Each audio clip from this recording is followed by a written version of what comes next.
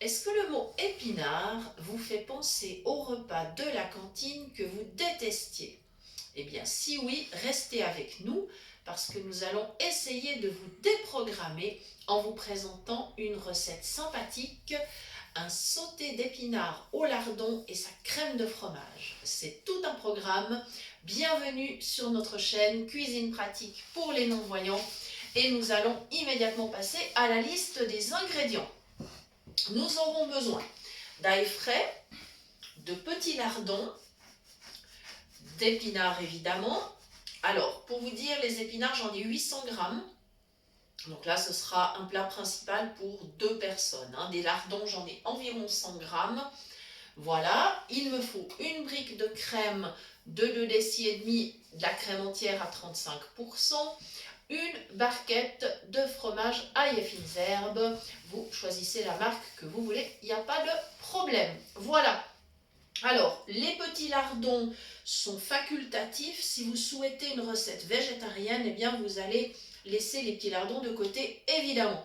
Mais nous, on a choisi aujourd'hui de les utiliser. Voilà. Ensuite, au fur et à mesure de la préparation, il faudra goûter votre plat. Il ne sera normalement pas nécessaire d'ajouter du sel supplémentaire, étant donné que les lardons sont déjà fumés, sont donc bien salés.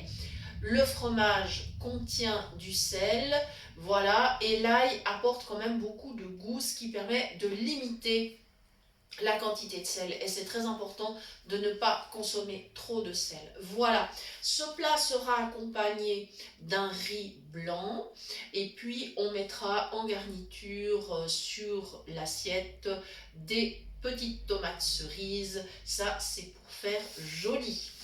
Voilà, alors ensuite, au niveau diététique, ce plat, il est quand même assez riche, mais nous avons une bonne complémentarité entre les protéines apportées par les lardons, le fromage, la crème, et nous avons bien sûr des matières grasses toujours apportées par les lardons, le fromage, la crème.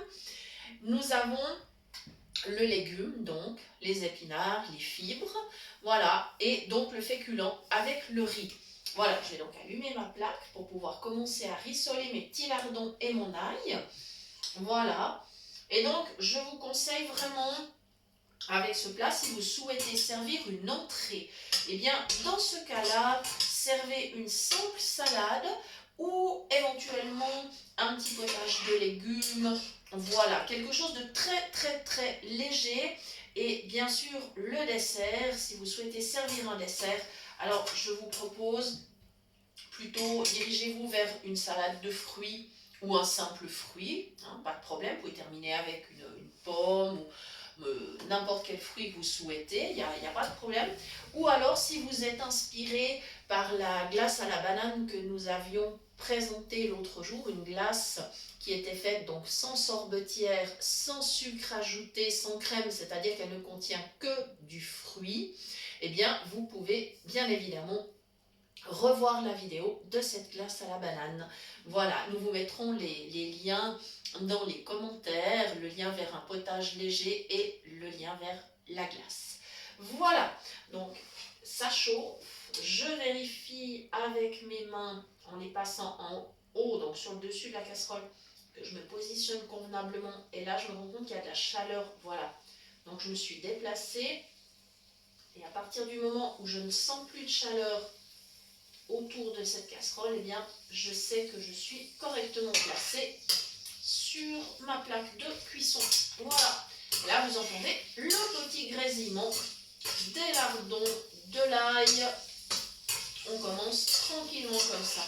Alors, bien sûr, si nous étions en été, je vous dirais bien sûr, prenez de l'épinard frais. Nous sommes au mois de janvier et évidemment, on ne va pas trouver d'épinards frais, donc on va se rabattre sur des épinards en branches surgelés, mais des épinards en branches surgelés non assaisonnés, ils sont nature. Donc, si j'ai recours aux légumes surgelés, je les prends toujours nature, parce que je trouve que c'est important de pouvoir mettre soi-même l'assaisonnement que l'on souhaite. Ça grésille bien, je vais baisser, voilà. Si on veut vraiment avoir un bon goût, il faut quand même bien laisser rissoler les petits lardons et l'ail. On fait quand même attention aux éclaboussures d'huile. C'est pour ça que j'ai baissé mon feu d'ailleurs. Voilà, parce que ça, par contre, ça peut brûler. J'ai d'ailleurs pris une casserole à bord haut. Je limite les risques comme ceci. Voilà, je remue sans arrêt, il ne faut pas que ça colle.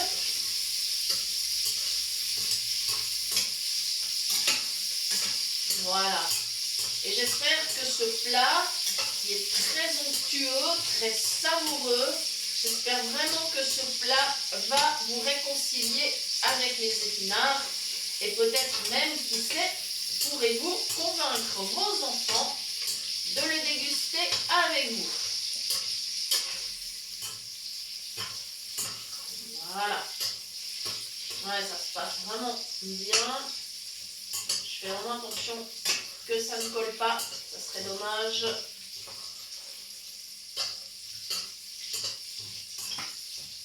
Ça sent très bon. Voilà. Super. Voilà. Comme ceci. Je vais aller chercher mes épinards maintenant. Voilà. Alors évidemment, si vous aviez des épinards frais, il faudrait en mettre nettement plus que 800 grammes parce que automatiquement, l'épinard frais, il réduit tellement que avec 800 grammes, vous en auriez juste quelques cuillères, à peine. Donc, si vous partez sur de l'épinard frais pendant l'été, je vous conseille, allez-y carrément avec 2 kilos. Il faudra vraiment cette quantité-là. Voilà. Et de toute façon, si vous en avez trop, vous pouvez toujours, bien sûr, continuer à déguster le plat au repas suivant ou alors, éventuellement, pourquoi pas, en conserver dans une boîte Tupperware pour un repas ultérieur. Voilà. J'ajoute donc mes épinards. Je les avais préalablement mis quand même à dégeler. Voilà.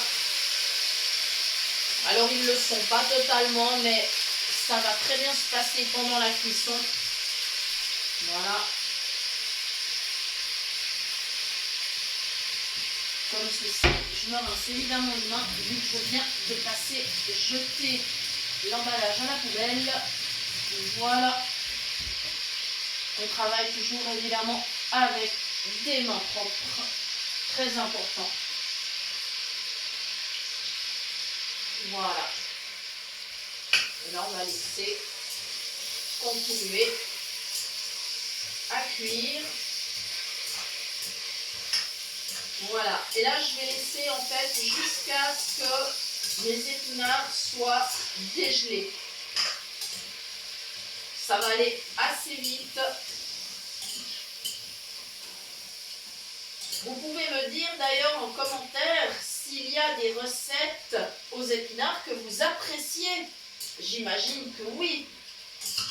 Parce que passé le traumatisme de la cantine, on apprend quand même à apprécier tous les légumes, certainement l'épinard aussi. Alors si vous avez des recettes favorites, eh bien indiquez-nous en commentaire lesquelles. Ça nous fera très plaisir de le découvrir. Voilà. Comme ceci.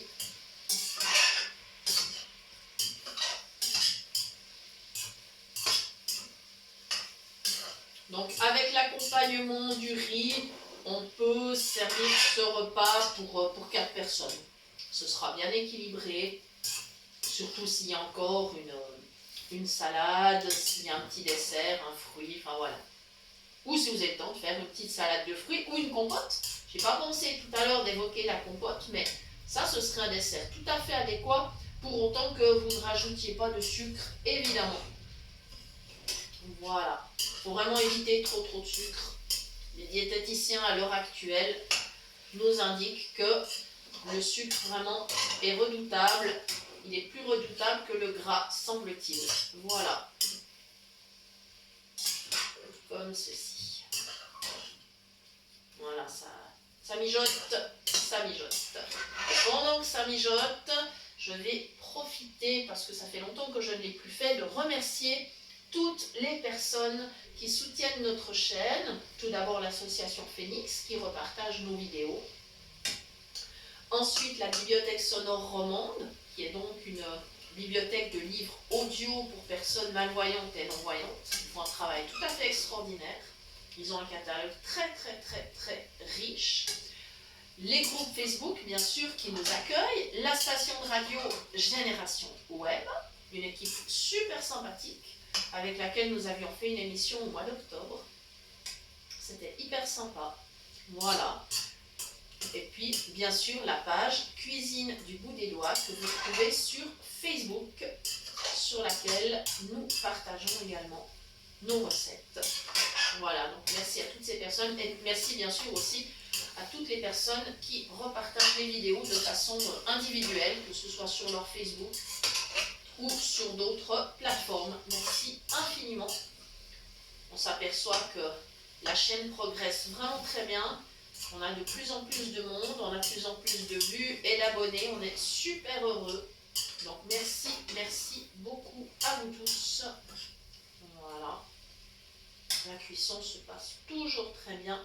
J'ai remonté un tout petit peu le feu pour permettre à mes épinards de finir de dégeler.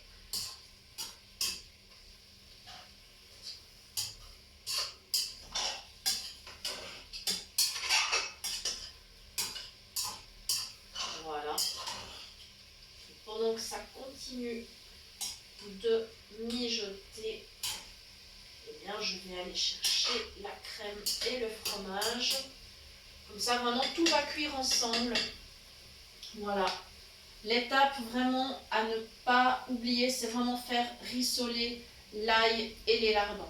Mais après, on peut vraiment mijoter tous les ingrédients ensemble, ça posera aucun problème. Je vais ouvrir la barquette de fromage. Voilà. Donc là, j'ai un fromage ail et fines herbes.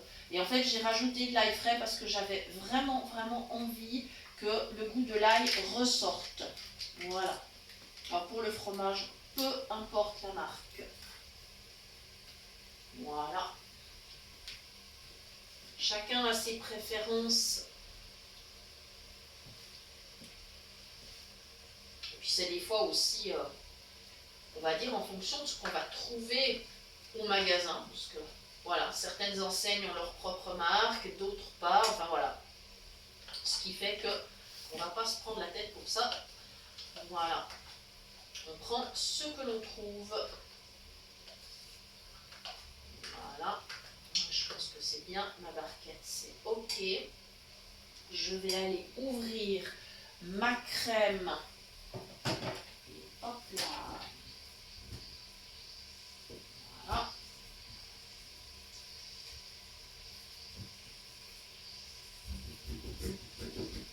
Comme ceci. Voilà. Je vais aller l'ajouter.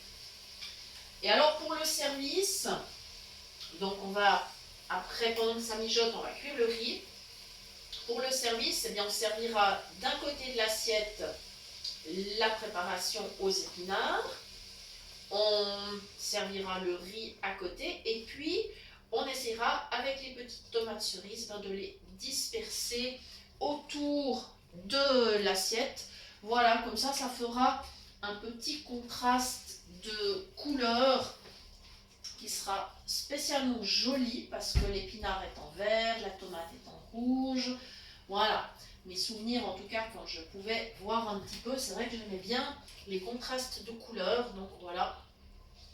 C'est pour ça que je vous donne cette suggestion. Voilà, et là c'est formidable. Mon fromage est en train de fondre. Donc je mélange bien et là je vais pouvoir laisser mijoter pendant la cuisson du riz. Et ça sera prêt en même temps. Voilà. J'aime bien laisser mijoter l'épinard de sorte qu'il soit bien tendre. C'est beaucoup plus agréable. Voilà. Et voilà. C'est top. Voilà. Eh bien, Il me reste à vous remercier de nous avoir suivis et je vous rappelle bien sûr que si vous souhaitez nous contacter, vous pouvez nous écrire à l'adresse suivante cuisinepratique@mail.ch. Nous ferons un plaisir de vous répondre, en général dans les 2 à 3 jours. On essaie de respecter ce délai. Voilà, ça nous fera toujours plaisir d'avoir de vos nouvelles. Voilà les amis, merci beaucoup, à très bientôt et puis surtout un très bon appétit et on espère vous avoir réconcilié avec les épinards. À bientôt.